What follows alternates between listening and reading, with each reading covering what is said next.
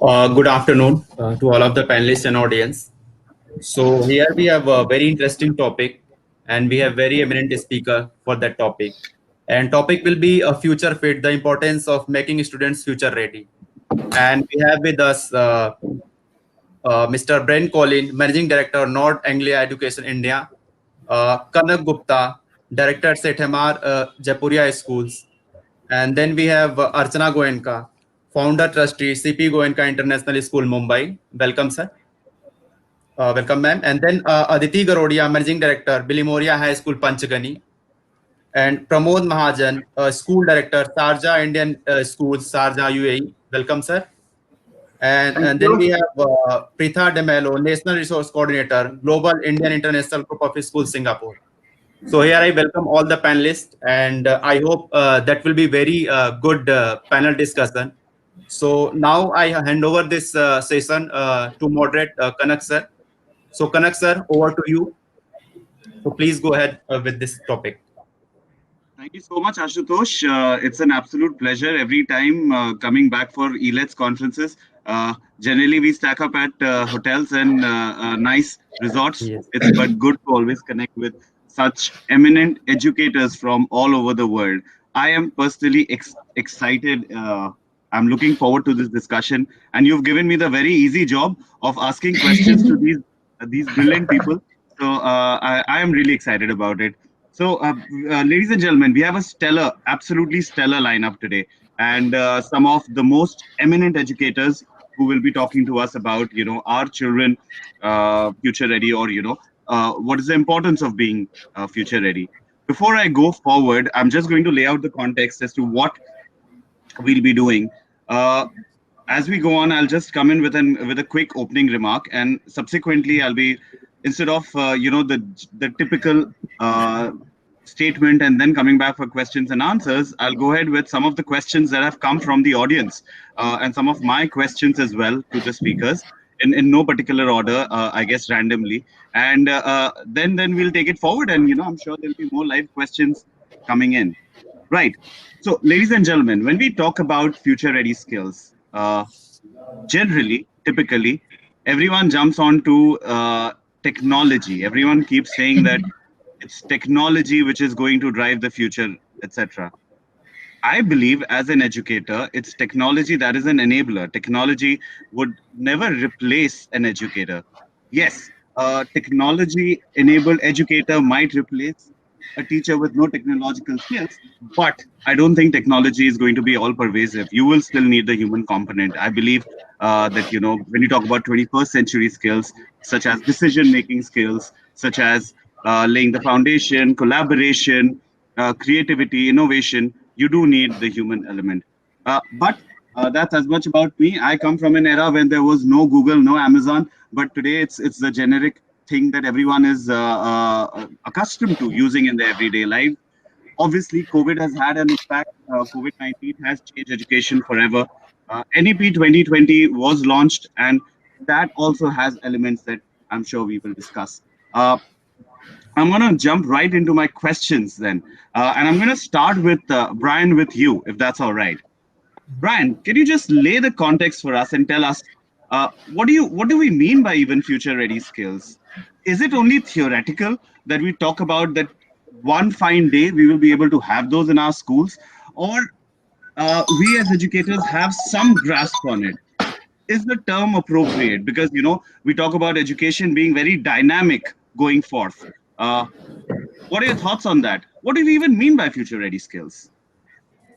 Well, you touched on some of them already, Kanak, and I think the kind of skills we're talking about, I agree with you, are not provided by technology, but technology can help develop them.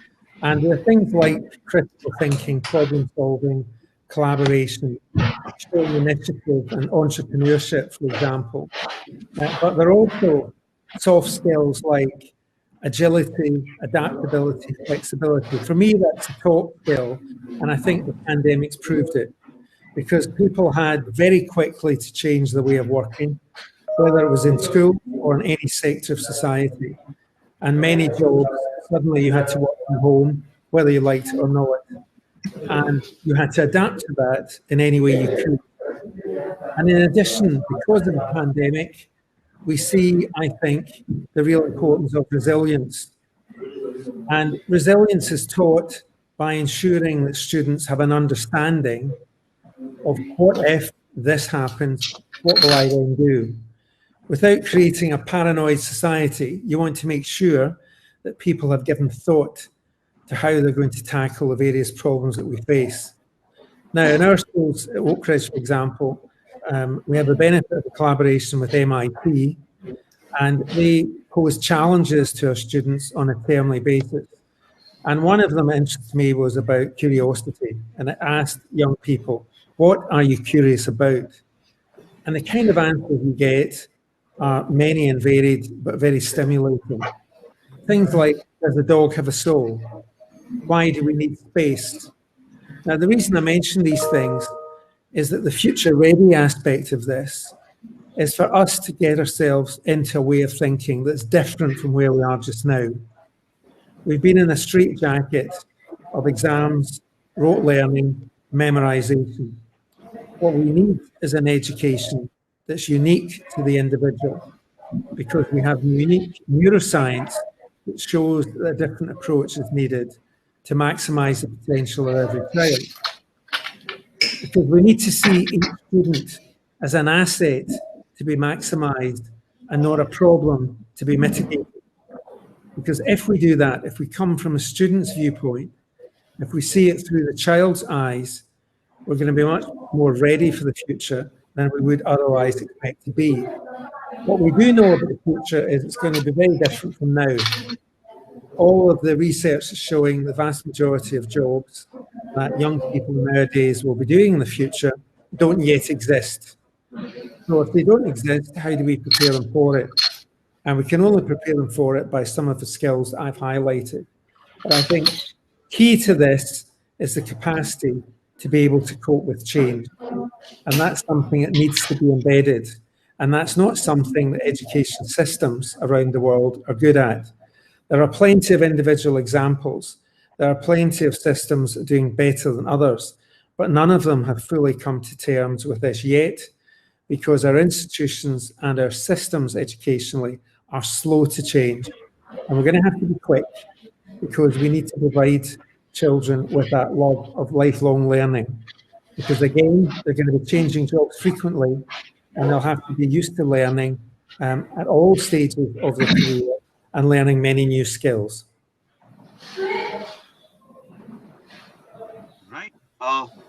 There's some very, very relevant points you raised, and I noted some of them down. Resilience is one of my favorite words, and I'm so glad that you mentioned that. You talked about change and the speed of change, and I'm going to come back to that, because I think I have some more questions about that to you. I'm going to move on to Ms. Goenka. Archanaji, where are we with regards to future-ready skills at our schools? Are we even equipped to handle things? Are we upskilling our teachers right now? Are we providing children with an environment? For example, I think Mr. Brian mentioned about, does the dog have a soul? That's a very, very interesting way to raise the curiosity of a child and a teacher. What are your thoughts on it as to where we are presently in our school system? Are we well equipped to go towards the future? So Kanak, I think all of us today are aware of the need to make our kids future ready. How is where the challenge lies. And I think most of us as educationists are putting our thinking caps on, and we are trying to reach within and look at the skills that we have developed over the years. And coming into the education sector about 20 years back, I realized that what we did 20 years ago, in fact, is already redundant now. And like you mentioned, when we grew up, none of this existed.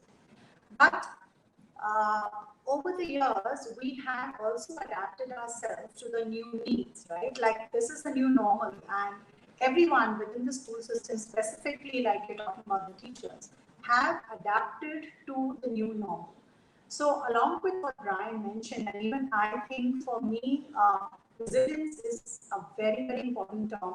And along with that, I would add perseverance. So you need to be resilient, and you need to be, having the ability to persevere if you really want to achieve what you set out to. In this regards, I'd like to bring about Colonel Sanders of KFC, who actually failed 1,009 times before he actually became successful. So we always only know about the success stories. I think the learning really comes from some of the failures that a person goes through. So you know what not to do also before you know what to do. So it's very important to also expose our children to both sides of winning and losing. But that's another thing. To answer your question, I think it's work in progress. I think the teachers and the students both are learning. Having said that, we can't say that a teacher learns and then she teaches, because skills can't be taught in a particular lecture. Let's say this is a skill learning class. Skills are taught alongside your curriculum. It needs to be integrated within your pedagogy or methodology that you teach in school. Right? Basically, what is education? Education is laying a strong foundation on which a child grows and becomes successful. But when you're laying that foundation, and by the time actually a child reaches grade 10, he's had a turnaround time of 15 years. And in 15 years, I think the whole world has changed completely. So what he really learned along the way in terms of academics may not be as relevant as what he's really learned in terms of skills. Because skills stay with you lifelong. And which is why at least, every school is now trying. At our schools, I can say that we really have kind of identified how we teach our kids to work collaboratively. What opportunities within the curriculum should we provide so that they can think out of the box? So we came up with these programs like, do-it-yourself program, where we're actually teaching kids how to be independent. How, everyone learns how to drive a car at a really young age. But what if you are in the middle of nowhere and you have a flat tire? How would you creatively be able to tide over a problem like that? So problem solving is a very, very important skill. So I can talk for the next 20 minutes on this, because I think it is such a broad question, and there is so much to really speak about this. But yes, I think it is work in progress, and I think every school is doing it. Like I have this sheet of paper here where we look at all the skills that we teach our children within the curriculum. So let's say if I have to talk about critical thinking, we have so many clubs over here where we actually brainstorm with them. We give them problems and we tell them to come up with solutions. For collaboration, we have peer learning where we ask our kids. In fact, one of our IB students is doing a coding program for all the kids who are interested in coding within the school. So he is already learning how to share what he knows. Communication, we have sessions where we have coffee with the principal, so that students learn to communicate with seniors, which is what they need to do when they go out there in the real world. So this and a lot more, Kanak, is what I think schools are doing. Fantastic. I'm so happy to hear the kind of initiatives that you've taken. I think, it makes a lot of difference when students handhold, the seniors handhold the juniors. There are clubs and there is creativity. And I believe that peer learning is essentially the center fulcrum around which everything would go around, because ultimately kids would learn more from each other than they would from the classroom. Now that we're talking about classes being flipped, can't agree with you more. I think it's very important. Also, I'm going to reflect back on our conversation sometime back when we spoke in Mumbai about a failure conference, as to how important it is to highlight the aspects of failure. But I guess in the next round, I'll come to you with that, as to how we are going to take that forward as well. Right. I'm going to move on to Miss Aditi next, who's at one of the most gorgeous locations in the world at Panchgani, and she always every time we've interacted, she's told us as to how beautiful her school is, and the way it's been running.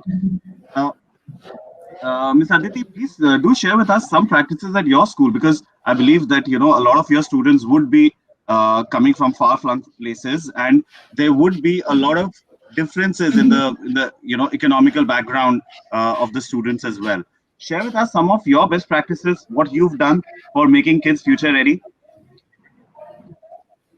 Absolutely. Thank you, Kanak. And it's so good to see all of you again. I think we've met more this year than we have in the past in person.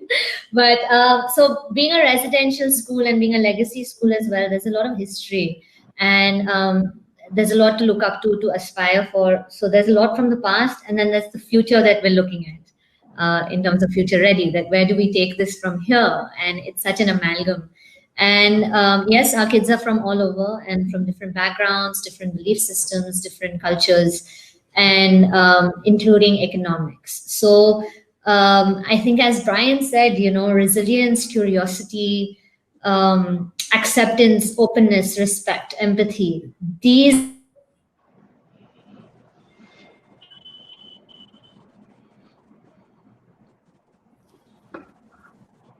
It's frozen. It's frozen. Okay, am I back? Sorry, it's raining here somehow in December, and our networks are a little apologies from the mountains.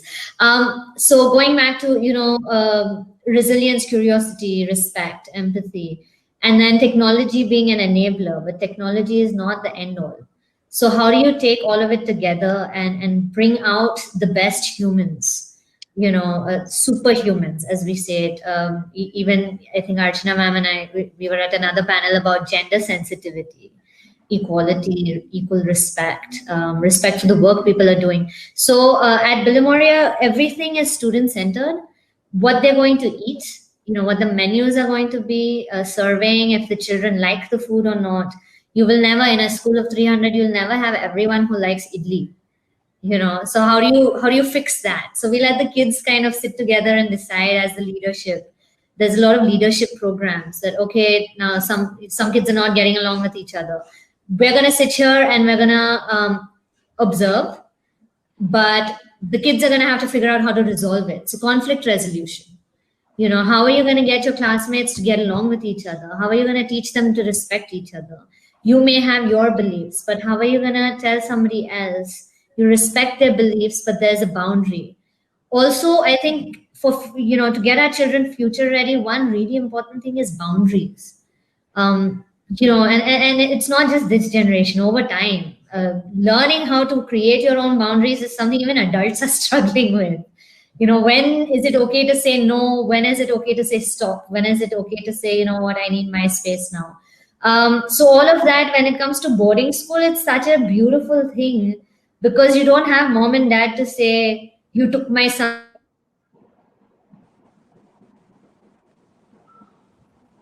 I think Aditi has some network issues going on, as she mentioned, but I'm going to give her 1 quick minute for her to come back. I think it's raining fairly heavily in Panchkani. All right, no worries. I'm sure she's going to connect back. She's going to connect back, and we should have the next conference. Aditi, are you back? I am, and I am so sorry. Can you guys hear me? Where did I lose you? Where did you lose? Yeah. I'll let you move on, Kanak, and then you can come back to me. Sure, absolutely. But thank you so much for sharing that. And I think it's important to understand the boundaries. I'm so glad that you mentioned this point, because not everyone, even in the education space, and I think we'll agree, is that not everyone talks about these things, because this is sort of assumed to be a normal. And I'm glad that you talked about the new normal as well, because that is one of the points that I would like to raise in the next round of asking you all questions as well. Right. I'm going to quickly move on to Mr. Pramod Mahajan, who's joining us from Sharjah. So, Mr. Mahajan, obviously, the Indian context is different, and global context is different. India as a country changes every 100-odd kilometers. There is something new happening in the country for every town, every city that we visit. And over here, we're talking about future-ready skills. What I want to ask you is it fair for us to expect the same kind of skills from a kid in, say, a tier 2 Muzaffarpur and a Delhi NCR or a Mumbai? And are we equipping our teachers, therefore, to bring up our kids to the same levels, to not compete, but find their own space in the world? Over to you. Your thoughts, please. Yeah, definitely. See, There is no boundary for the teaching learning process. India, whether it is rural areas, whether it is urban areas, whether it is UAE, whether it is UK, wherever be, teaching learning should happen, and we should keep our teachers as well as the students future ready. So there are some questions. Are we making the students future ready for what? For the meta skills, for the meta cognitive skills? Are you ensuring that when the learner is happy to learn, what the learner want to learn, how the learner want to learn? For that, even the technology is not a barrier. Technology is an enabler. Okay, technology, we can imbibe the technology, we can use the technology as a sophisticated aid. But yes, are we creating that persona of learning in which the learner feels comfortable, in which the learner ensures that yes, the academic ownership is on his shoulder? So that's a big question mark. And for that, there is no boundary. There is no boundary. I want to discuss in short a model which we follow and then which is very, very effective. The SERVE, S-E-R-V-E. That stands for see the future. Future, what is the requirement of the tomorrow's society? What is the requirement of the tomorrow's market? What will repay to the students? Are they ready to take that challenge? Are they thinking about those technologies which are yet to be invented? Are they answering those questions which are yet to be asked? So that is, are they thinking about the cognitive skills? E stands for encourage and develop others. Are we encouraging them to take the risk? Are we allowing them to go beyond? If we are restricting them and then asking them do the wonders, it is not going to happen. So are we encouraging them to go beyond? Are we encouraging them to think creatively, innovatively, and to create something? Because when they are thinking creatively, they will question. They will question a lot. When they are think innovatively, they will recheck, they will redo, they will replan. Are we ready? Are our teachers ready? Are we making our teachers ready to be a scaffolder with them? Are we doing the scaffolding? That is, if we are doing the scaffolding, we are making them future ready. R is reinventing continuously. For the environment, see, this pandemic, it's a new normal, but according to me, it's a boon for the educationist. The pandemic has given the platform for the students, for the teachers to jump high. Even the sky is not the limit for them. We talk about reuse, recycle, reduce, replace. Are we talking about reinventing? We have to make the future ready students for reinvent. We have to inculcate those techniques in our curriculum. Are we doing that thing?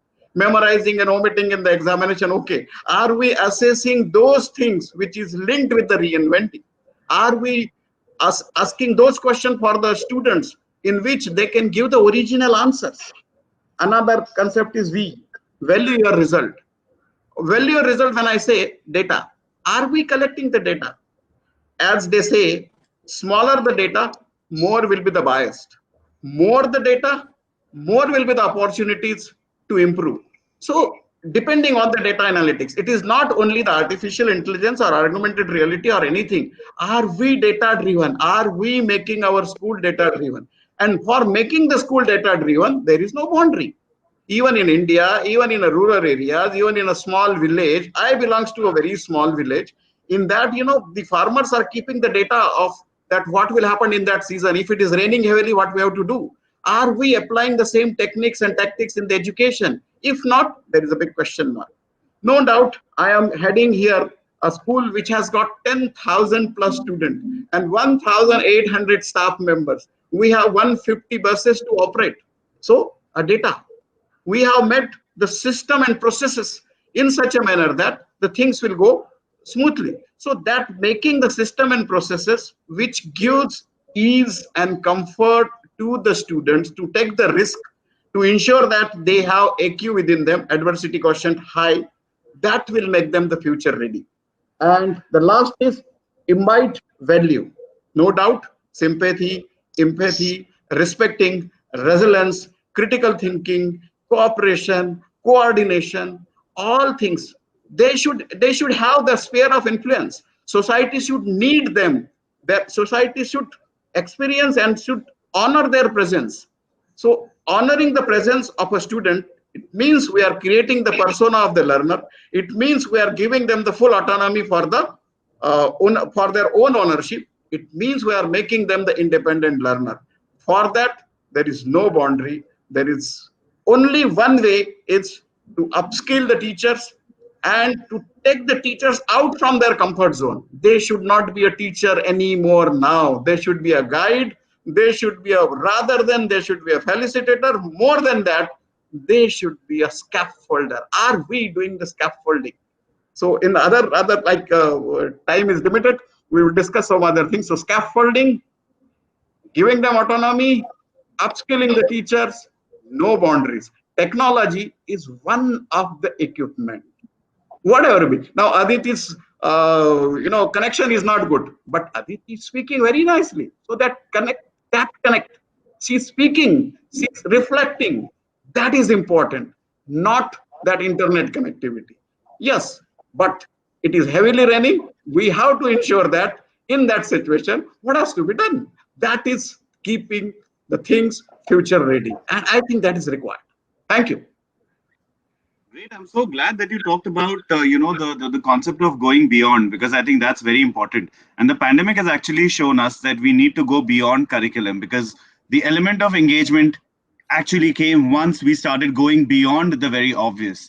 And I strongly believe that in God we trust. Everyone else should bring data. So I'm glad you mentioned that, the schools have to be data driven, because there is some analytics that needs to be done for upskilling of the teachers, for understanding what processes work and whatnot. I'm glad that you mentioned all of that. I'd like to pick your brain more about the scaffolding, but I'll come back to you on the next round. I think Ms. Preetha has not been able to join. Is she here? No. So I'm going to go back again. Probably in the same order that we started, if it's all right. So, Mr. Brian, I'm going to come to you with one more very quick question. What about the parents? What is the role of the parents? Because I think, you and I would like to believe that the parent is an equal partner in the teaching learning process. The parent brings a lot to the education system. The parent comes from an era which did not see the Google, the StreamYards, and the Facebooks of the world. They are also equipping themselves for it. I see Ms. Preetha. Ms. Preetha, I'll come back to you because we just started the question. Hi, we'll just come back to you. Right. So, Mr. Brian, what are your thoughts? What is the role of the parent then? Well, it's a very important role, but it's complicated because you can see where the pressures are in the pandemic. Well, first of all, the problem we have in education is it's the one system, it's the one experience everyone's had. And unfortunately, that makes a lot of people think they're experts on it.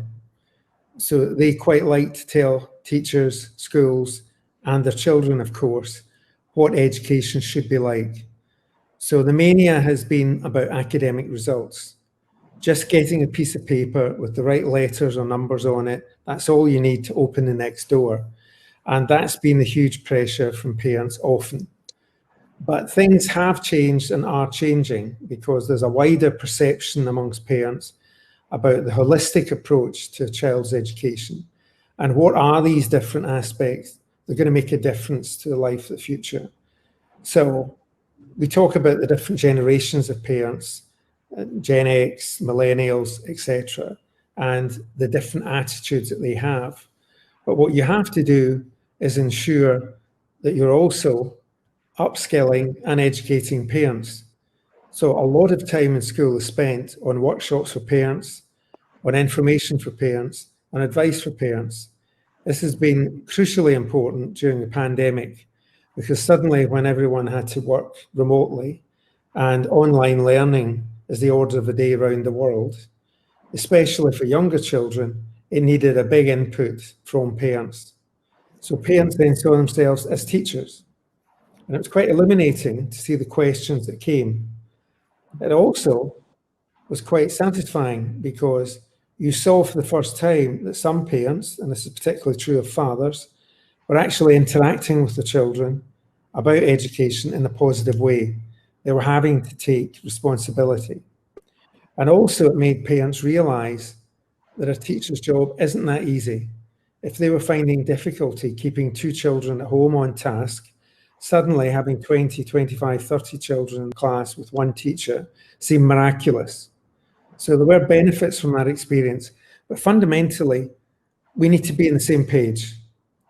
If we are, as a school or as an education system, going in one direction and parents want to go in another, it's not going to work. We can't undermine parents and they can't undermine us. So the only way we can get to that point is by constant communication, interaction, opportunities to exchange ideas, to answer questions, and to allay any fears. People are very worried about, will my child now fall behind because of the pandemic? Well, what is falling behind? Falling behind is irrelevant if you think about it, because the whole world's been hit, so we've all fallen behind, if that's the way you look at it. But more importantly is to look at, how do we forge ahead? What do we do next? And how do we get ourselves ready for this future we're talking about today? And we do that by being hopeful, optimistic, outward looking. And where do we get that from? From the children, from the students, because they're far better at harnessing this than an adult. And that's often what the parents have to realise. We need to give much more scope and space for student voice, for their ideas, for their thoughts, for their ways of dealing with problems, but not exclusively so. And while I think it's very important, as a colleague said, as principal of Sharjah School, to ensure that we give opportunities through facilitating, I also think there's that role for sharing knowledge and sharing depth of understanding and sharing the experience that teachers have. So my answer is, as far as parents are concerned, we need to emphasize that they need to be embracing this change and they need to be seeing the best way to go forward to make the best of every opportunity for their child. Thank you. You're right, because that constant engagement is required. The communication that you said is very, very, very important, because parents are a very important stakeholder in the teaching learning process. And the pandemic has shown us that it's pretty much possible to have the communication, to have the work, to everything going on, not being open. However, once we return to in-person learning, and I am hopeful that would be very soon, we'll probably see a new world which will have a hybrid model going forward, and not just the online learning model, which has gone ahead very, very brilliantly across the world. And kudos to the teachers, kudos to the parents who stepped up as teachers as well. I think that's been an important learning for all of us. Right. So I'm going to go to Ms. Preetha. I think there was some issue I could not see on the screen. So, thank you, Kanak. I was very much here listening to all the distinguished speakers, and I look forward to your questions. Sure. So, you're now right now in Singapore, and I'm also very curious as to how education has been planned for making kids future ready. And obviously, my very specific question to you is, COVID-19, as we were just discussing, has changed the world. Do you see that once we are back to in-person learning, we'll be able to take some of our learnings from the COVID-19 education era into the in-person learning world all over again? Thank you, Kanak. Just to put you in the right perspective, I am actually based in Bangalore, but we have a chain of schools with our headquarters in Singapore, and I did work there for several years. To come to your question about, whether we will be able to take what we have done in COVID-19 forward, yes, I definitely think so. A lot of the things that have occurred in COVID-19 has helped us as educators and has helped parents and students to realize that things may go back to normal, but may not be exactly the same. And with that in mind, when we're talking about the future, we've had all of our panelists speaking about how there are so many uncertainties. At our school at Global Indian, I would like to share something with you that over the years, even before the pandemic set in, we've always had student exchange programs where students of our school engage with their counterparts in other schools through technology, of course, and they share their ideas on common topics. And this is run across all segments. Now, the advantage here is a child sitting in India or Singapore or UAE is able to ask questions about a situation in a community in another country and then think of solutions to the challenges and see whether it can be replicated in one's own community, in one's own environment. So this helps children to think outside the box. That helps them to become more divergent in their thinking. And when we go back to maybe in a 5 to 6 months or probably shorter to face-to-face learning, I would think that education would be more of a hybrid model and it cannot be only face-to-face learning. We will definitely take the things that we have learned from here into the new normal. For example, our parents have now got accustomed to certain conveniences which have arisen out of this pandemic. We can't totally take that away. Parent-teacher meetings were face-to-face. They are in the virtual mode now. There are certain conveniences in being able to stay at home, not commuting through the traffic, and being able to meet the teacher. There have been so many other remedial classes which probably were being done at school, which are now being done virtually. So these are advantages which we intend to continue so that we can definitely make sure that the future has got elements of our good learning and best practices that we've already experienced in the present. I'm glad you pointed this out because these are perceived advantages that all of us have enjoyed. Not getting stuck in traffic, convenience of interacting with teachers. Over a video call for a PTM and not having to visit the school. But it has also brought in certain disadvantages on uh, children being too dependent on technology, children saying that we don't want to sort of go back to school and I really just want to look at my iPad and not interact with anyone face to face. All of those things have happened. I'll probably come back to you on the second round when I come to you for the questions. I'm going to move on to Miss Archana, and my quick question to you is, this year, we saw the launch of the NEP, the the National Education Policy 2020. Where does it stand? You've been running many schools and you have many students. Where do you think, as an educator, it stands for getting kids, teachers, the whole system more future ready? Where do you think the NEP is? And are there any suggestions you have for better implementation of the policy?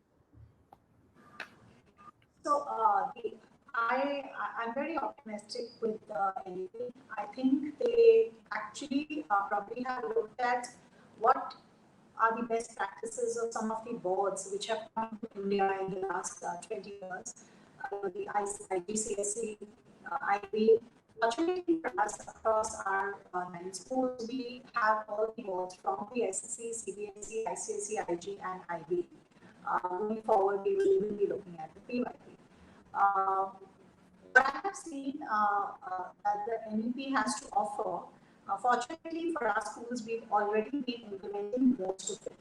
Like I think most of the international schools, the approach to teaching learning has been, kind of taken from the international boards and also implemented in my SSC, ICSE, CBSE schools. We haven't kept that only for the international part of it, because at the end of the day, you're looking at the child being the center. You want to give him everything that helps his learning process. Teachers also, some of them are common across both the boards, so they have also gotten the teaching pedagogy into the CBSE, ICSE boards. So then they have the teacher training, which they're talking about, and the career-oriented programs that they're talking about. All of this, fortunately, across our schools, we already are doing it. We're looking at internship for grade 8 and 9 students for them to better understand, the career paths. A lot of children are influenced by a lot of exposure that they see outside, and they think, becoming a doctor is very, very glamorous because they've gone and seen Grey's Anatomy. It's only after they actually shadow a doctor or, whatever, maybe not like a proper famous doctor, at least their GP or something, to really understand what it demands. And my daughter has been through that, in fact, and she thought she would want to become a doctor until she shadowed our GP for a while, and she actually changed her path. And she said, no, I don't think this is me and this is what I want. So what I'm saying is from personal experience.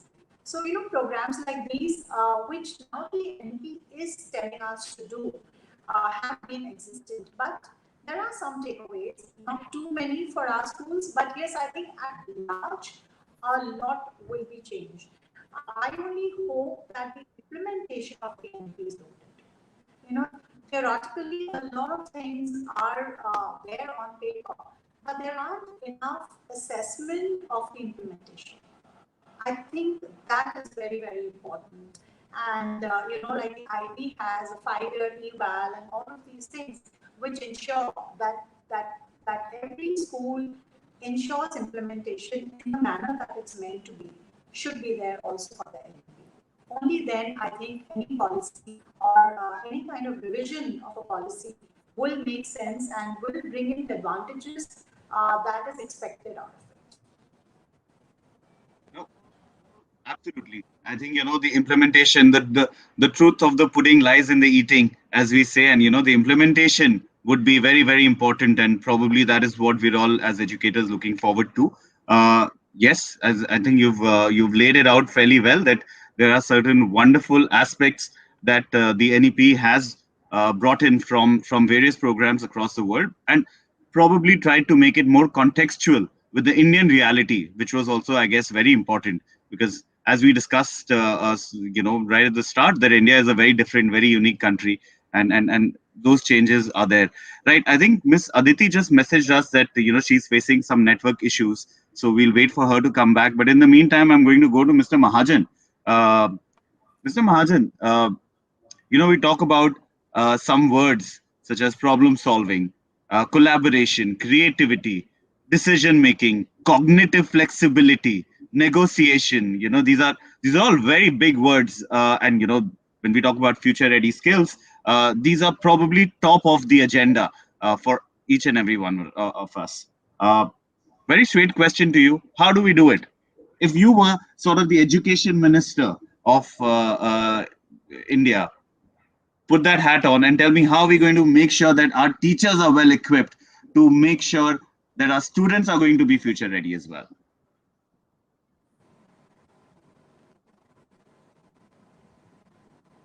I think you're on mute, sir. Yeah, there are two theories behind that. Number one is Rabindranath Tagore. Don't teach the students which you have been taught at your age, because they are born in the new era. Second one is the very modern story given by Professor Sugata Mitra. Minimum intervention brings maximum outcomes. So what is required is upskill the teacher for the scaffolding and provide them the facility, provide them the platform. They will do the wonders. See, nothing wrong with the teachers, only we have to take them out from the comfort zone. If I should have been the education minister, so I should have provided them the platform, given them the full responsibility as well as the authority to commit the mistakes, no problem, but do not repeat your mistake again. That is one thing. And do the scaffolding in such a manner that you will not take the child along with you, but you will go along with the child where the child wanted to go. Because today's learner are the 21st century learners. They know what they want to learn, why they want to learn, and when they want to learn. So in that scenario, all these buzzing words are important, but the more important is providing platform to the teachers, well equipping them. Now, for that, if we are waiting for the roadmap and all, it's not required. Who will do that thing? You and only you. NEP has given the full freedom. NEP has not made anything mandatory.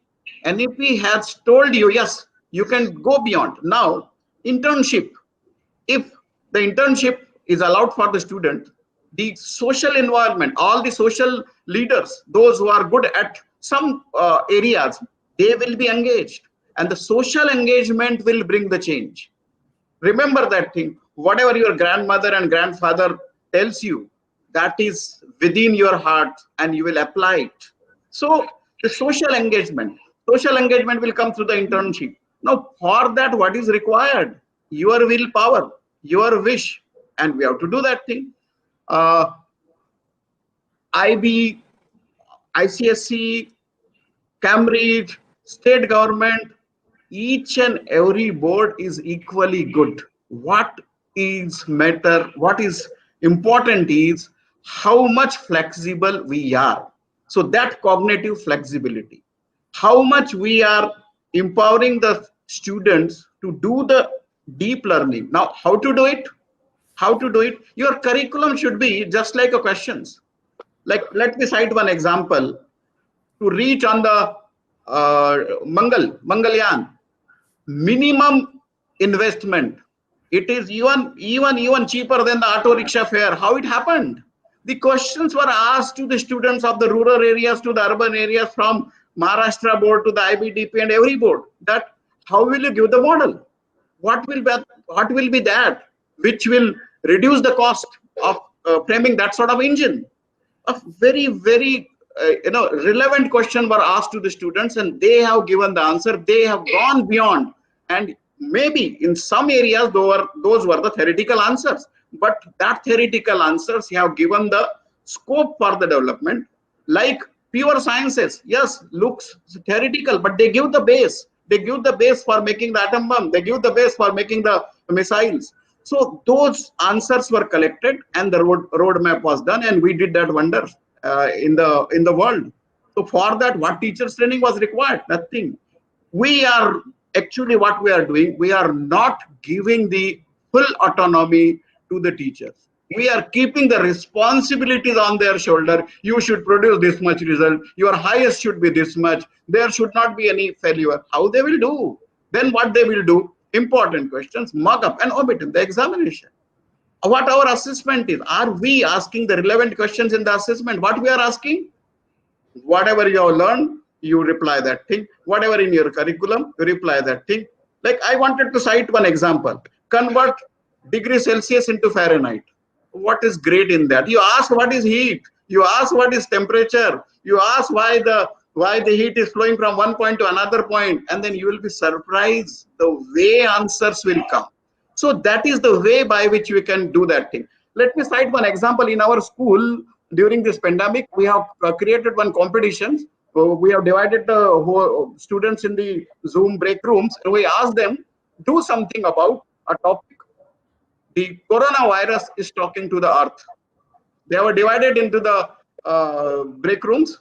One group has written a poem, another group has sketched a diagram, third group has come up with a drama, fourth group has come up with analysis, fifth group has given the data about the coronavirus and all. And to our surprise, when I cross-checked that thing and when I did that research, it was quite close to the results which was given by WHO. And this was the result given by 6th standard, 7th standard, 8th standard student. So we are underestimating the students, and we are doing the academic bossing. If we remove that thing, creativity will develop.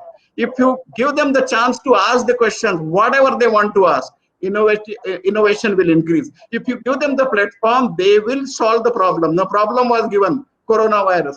They have informed about various type of proteins and what sort of proteins may possible in future. We are talking about COVID-19. They have given the answers about COVID-20 and COVID-21. So that will be the problem solving.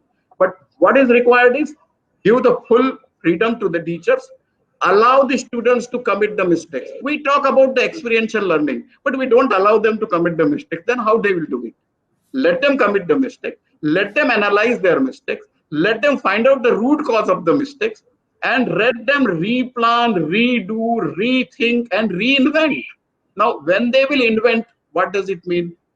They are creative, they are innovative, they are problem solver, they are coordinating, they are doing research, they are research based, they are project based, they are discussing with the peer group. All 21st century skills will be taken care of. So this is the way. If I should have been the education minister, I should have done this. Thank you. Great. So with a little tongue in cheek, Mr. Mahajan, I really hope there is no coronavirus 2021. I hope this is the end of it. Future ready is what? If even Corona 20 is coming, we should be ready. So that's the preparation. We were not ready for COVID-19. It creates some issues. See, sure. this COVID. That's why I said little tongue in cheek. I think Ms. Goenka has a comment on this. Please come in. I just want to add to what Mr. Mahajan said, and absolutely right. The flexibility needs to be given to teachers, and giving the students the opportunity to question. I think a lot of times that doesn't happen, because I think the teacher sometimes feels very threatened when students ask questions to which they themselves don't have answers. Because most of our teachers, and this I'm saying, I have seen, they themselves don't read. They don't even read the daily news. Even the shots that come on your phones, they don't want to read. Because I think they are just so driven by the curriculum they have to implement because of the board objectives that they have to meet. So I don't blame them. But they really don't have time to do anything beyond that textbook that they have to teach. And I think that requires an overhauling of our entire system. I think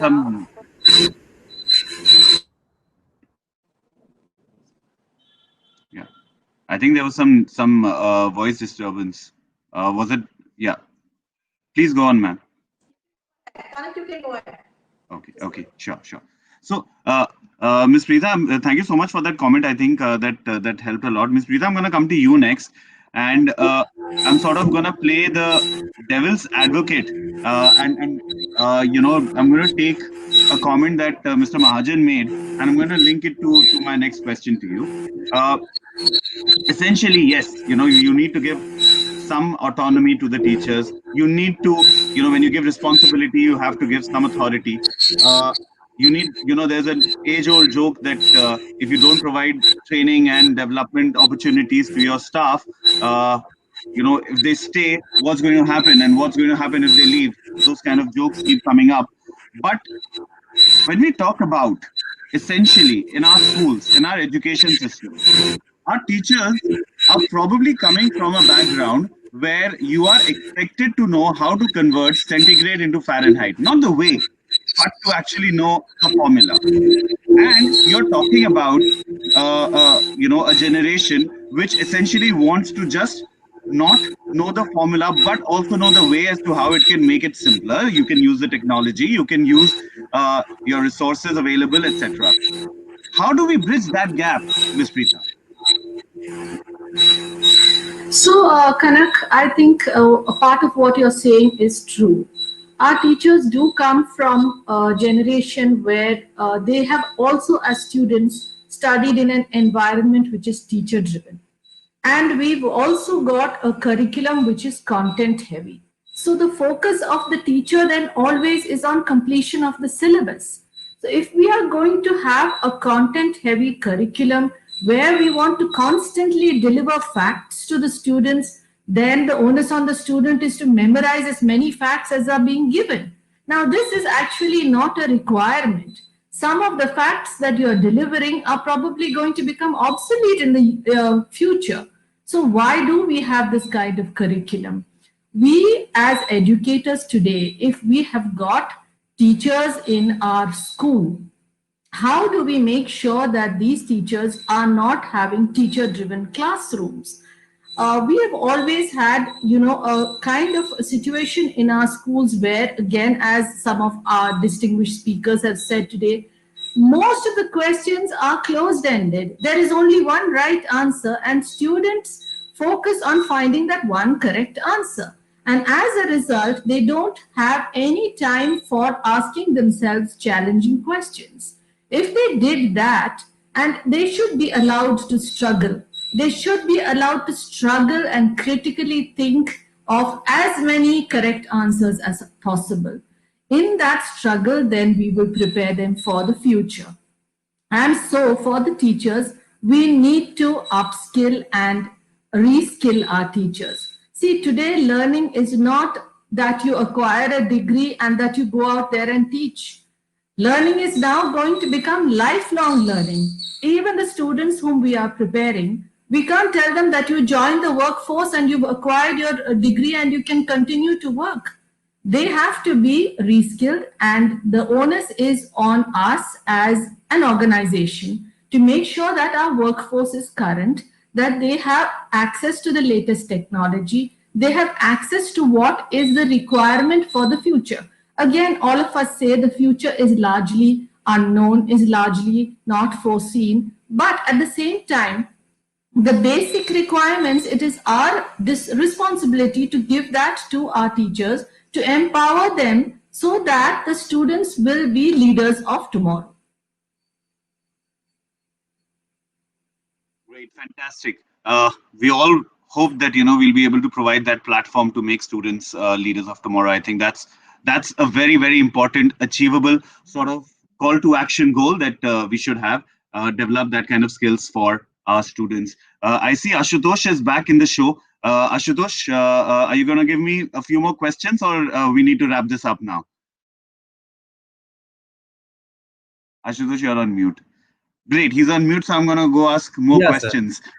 Yes, sir. You can ask the question now.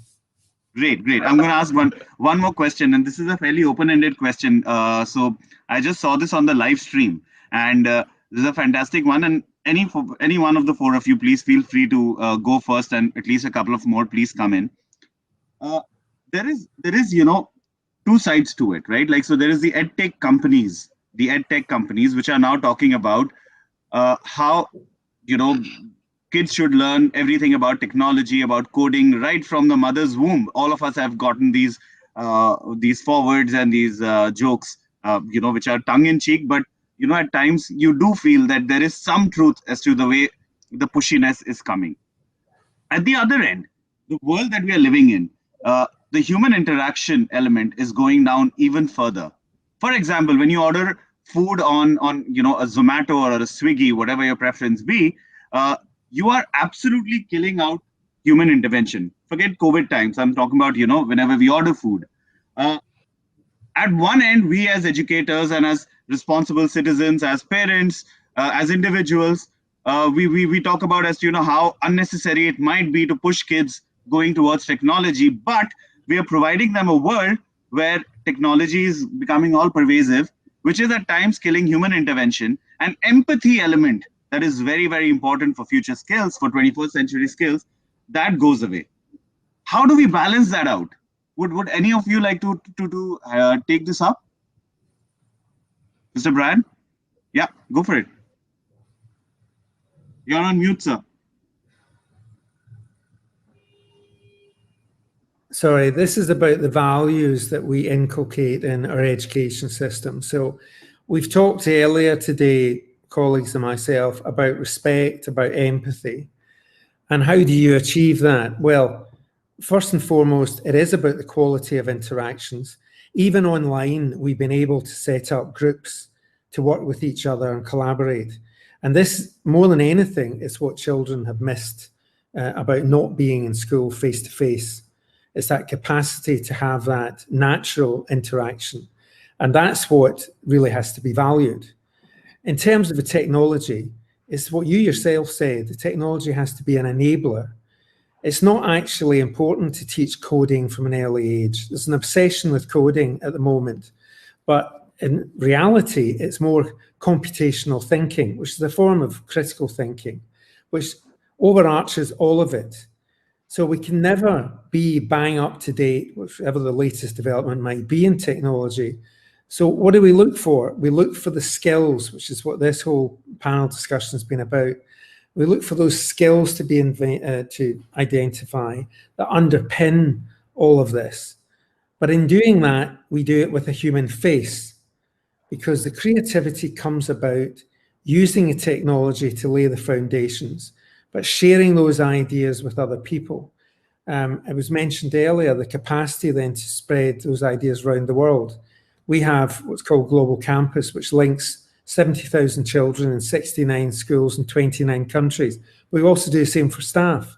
So people can share their ideas, discuss them live, bang up to date, using that technology, but then implementing it in a way that is both human and empathetic. And this is about how we care for children in school, the kind of values we give them, the social responsibility, the sense of social justice. That has to pervade the decisions, and it has to permeate the actions of everyone in the school environment. Great. Would anyone else? Yes, Mr. Mahajan? Yeah. According to me, the empathy is being developed by using the technology. Let me take your example only. And the same thing happened one day. I was ordering some food to Zomato. My daughter told, order today methi kofta with cheese. Okay, why? Sir, Papa, at your age, you required some more protein. From where they understood this? Yeah, how you came to know? No, just now I have done some research on the net, and at your age group, you should require more protein. So, do this thing. So while ordering, okay, let me have a word with the person. What is good today? So then he has given the various options. Why don't you try this? Dialogue was going on, and the empathy is created. I was so impressed by that person who is bringing the food to our place. He has suggested the various options, keeping into consideration the climate, the freshness of the food, and our requirement. So like that, empathy develops. Dialogue should go on. It should not be a monologue. It should not be a closed-ended question. It should be an open-ended question. Now, let me tell you, this pandemic, they have taught us how to be empathetic and how to go beyond the caste, color, and creed and the blind beliefs. All the prayer rooms were closed, but spirituality was going on. Temples were closed, girjagars were closed, masjids were closed, but the praying was going on. So that is empathy, importance of praying. All the schools were closed. Everyone is quarantined, but is the learning quarantined? No, learning never get quarantined. Why? That is empathy, because it is in demand. It is within the heart. Child want to learn. So, and they proved that thing. It is neither the air-conditioned classroom or blah, blah, blah, 5-star schools. It is neither this curriculum or that curriculum. It is neither that book or that coaching class. It is what? It is the learner, the learning, and the teacher who makes that environment, that person, that climate of learning, and where the learning happens. So empathy belongs to that.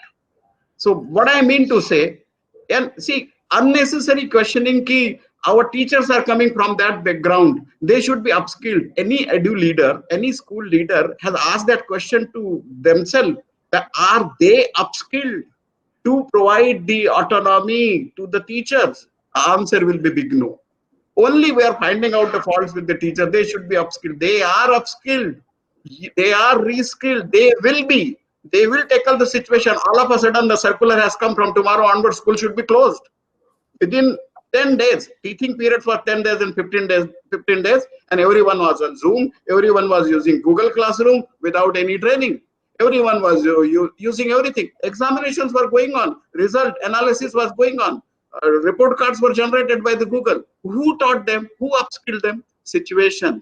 And who did that thing? You have given the full autonomy. Now we are helpless. You do whatever you want to do. As a principal, I told, see, whatever, as a school director, I told them, whatever you want to do, you do it. But after 10 days, school should go on. And to our surprise, wonders were happening. Otherwise, what we are doing, we are giving them a particular software, and this is the report card style. Put the marks in such a manner, and this report card will be generated, and then we are finding out the fault. But they started using that. I have given them the Zoom. They invented the break classroom. The students came and told, sir, we are very happy in the break classroom more than the live classrooms, because there they can go beyond, they can fight. E-fighting was going on, e-dialogue was going on. So that is the essence of the technology. But yes, don't teach them technology, teach them how to use the technology, how to explore the technology. And while doing that thing, definitely empathy will develop, respect will develop.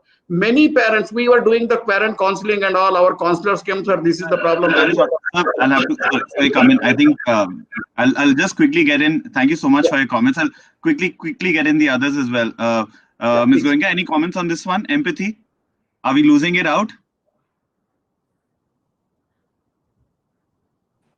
If we have the time, I just have an example to share from school, which has left me always speechless, and I get goosebumps when I think of it. So we had a sports day going on, and we have inclusive education. Like every class, we actually have two seats reserved for students with special needs, etc.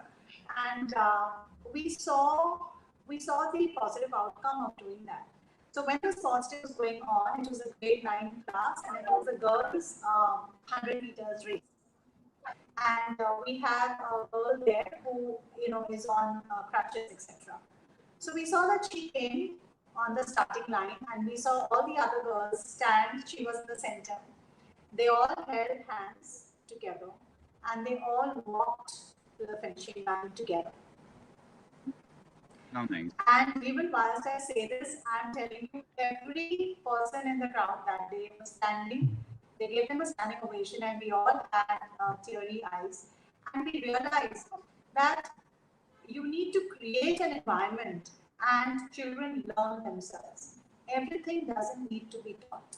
So all the years that they spend together, and we have a buddy system, and also we create groups of 2 and 2 who learn and teach each other. And through the inclusivity, this was the outcome. So I thought, how sensitized are these kids, and when they go out to the world tomorrow, what wonderful responsibility leaders. No, that's absolutely. It's a pleasure to hear these stories, and I keep my ears open for it. Ms. Preeta, quick comment on this one on empathy. Yeah, yes, Kanak, I was listening to Ms. Archana saying that empathy doesn't have to be taught. I agree. And I feel empathy is putting yourself in someone else's shoes. And what better way than to go out there into the community, send your children out into the rural areas. Once COVID is over, once it is safe for the children to go, they need to go out into the areas where people have suffered and listen to their stories. That is how they will become empathetic and realize what they had in the comfort of COVID, sitting in their homes with the technology they had, the hundreds who did not were not able to learn, people who did not get provisions, people who did not have jobs, people who did not have money, people who did not have means of livelihood. Just listening to those stories is enough to fill your heart with empathy, and therefore once COVID is over, I feel children should be allowed to be part of the rural community as doing community service. Absolutely. And I think, sharing makes it so much better and relevant for everyone, because you never know what the other person is going through. It might be the same situation. I have a quick joke about being in someone else's shoes. Whenever I have to talk about empathy at our institutes, we run 4 management institutes and 40 schools. I always talk about that, it does not really mean that going outside a temple and a mosque and taking someone else's shoes and running away, that's not empathy, but that's stealing. But yes, absolutely. We need to understand these things, and we need to start talking about it in our education system as well. I think Ashutosh is here, and he would like to take things forward. But I would like to thank all the panelists. You all have been wonderful. Thank you so much for sharing your stories. I strongly recommend ELETS should reach out to each of the speakers and talk to them about their stories as to how transformation has happened to them in the last 1 year. All of us as individuals have changed, and as educators we've changed, as parents we've changed, as family people, as in every manner we've all changed and probably grown. And I think it'll be interesting to hear from such a stellar panel as to what their individual stories are. And the second thing I strongly believe, Ashutosh, you should start working on now is learning from failure. Let's start towards a failure conference where Yes. we stop Correct. stigmatizing the word failure. I think that'll be very, very important. All right. Thank you so much to all the panelists. You guys were absolutely brilliant. Yes, correct. And the comments would definitely help our audience a lot. Ashutosh, over to you. Thank you, Kana. Yeah, thank you, sir. Sir, it was a nice session, and I thank all the panelists for this wonderful session. And sir, nicely moderated by you. So thank you for you also. So, sir, now we present a speaker certificate to all the panelists. So, Aman, can you present that speaker certificate? Yes. So this is for Ben Coughlin, sir. Thank you speaker very much. certificate. Thank Hand you. over to Brian, sir.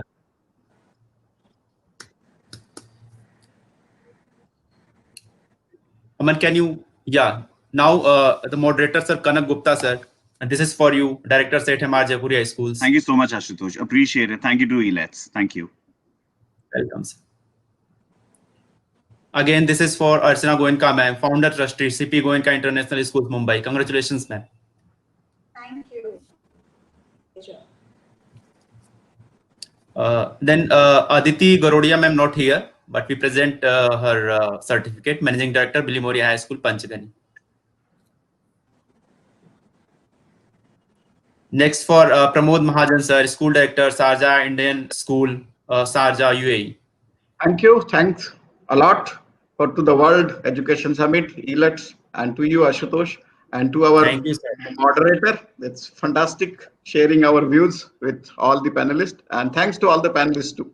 Thank you. Thank you, sir. So with that, we close that session. And again, thank to all the panelists. And now we have time for lunch break and expo visit. So requesting all the panelists, if you have some time, so kindly visit our stall in expo area, where you can see all the new trends and technology which can use in school education, sir. So again, I thank all of you. Thank you. Namaste. Thank you.